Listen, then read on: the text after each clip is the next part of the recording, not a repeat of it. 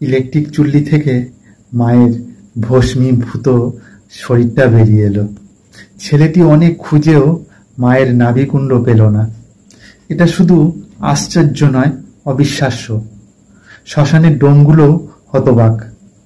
বিষণ্ণ পুত্র সবাইকে ফিরে যেতে বলে। শ্মশান সংলগ্ন গঙ্গার ধারে বসে রইল ছেলে। এমন সময় একটা হাতের স্পর্শ। চমকে তাকালো সে। একটা বুড়ি, মাথায় ঘোমটা টানা, কাঁপা কাঁপা গলায় সে বলল, বাবা, দুঃখ করিস না।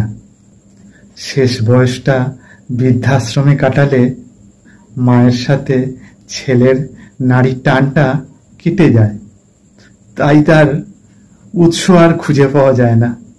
বুকটা কেঁপে উঠল ছেলেটার। কে তুমি বলে পেছনে তাকালো ছেলেটা, কিন্তু কেউ কোথাও নেই। শুধু দমকা হাওয়ায় শিশির গাছটা পাগলের মতো দুলছে।